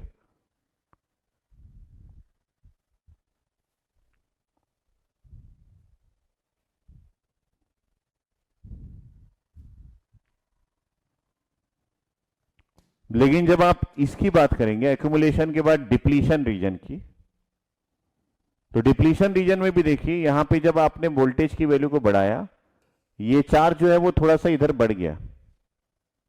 कई लोगों को ये डाउट है कि सर यहां पे ऐसा क्यों नहीं बढ़ा? ऐसा इसलिए नहीं बढ़ेगा, देखिए यहां पे नेगेटिव आयंस तो आ गए, तो मैंने नेगेटिव आयंस ये थोड़ा सा और ज्यादा जगह लेगा, क्योंकि ये मोबाइल चार्ज कैरियर्स नहीं है।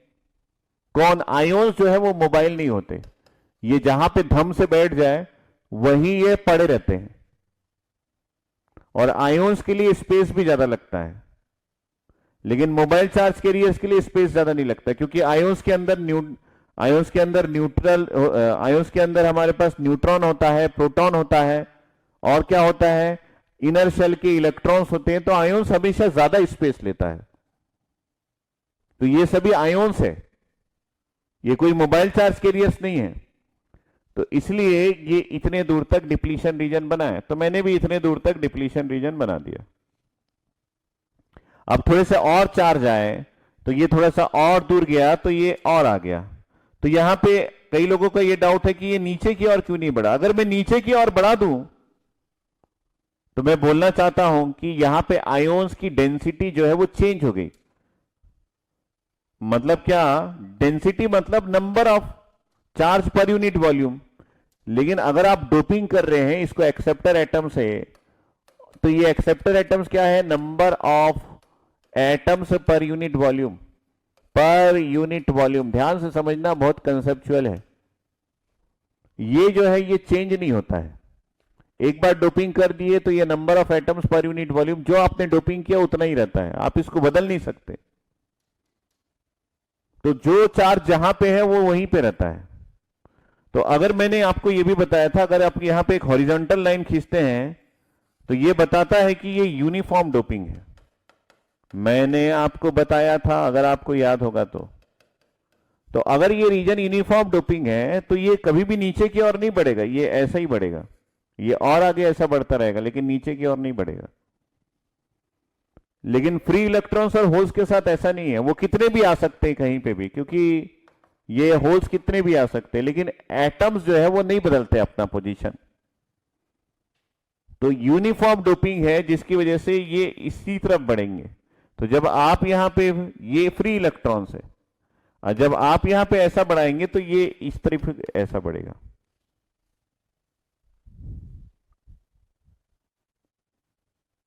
अगर अभी भी समझ में नहीं आया तो आपने डायोड को अच्छे से नहीं पढ़ा है।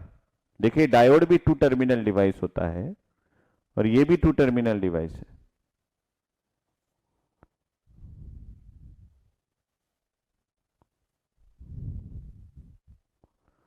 तो मैंने आपको बताया था वहां पे भी यूनिफॉर्म डोपिंग में हमेशा ऐसा लाइन खींचा जाता है।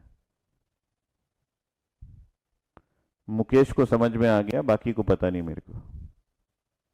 तो अब यहां पे 2 मीडियम्स आ गए, एक डिप्लीशन रीजन का और ये। तो आपका ये जो चार्ज है जो एक्स्ट्रा बड़ा है और ये जो चार्ज है जो एक्स्ट्रा बड़ा है, उनके बीच में आप देखेंगे सिलिकॉन डाइऑक्साइड भी है और ये डिप्लीशन रीजन भी है।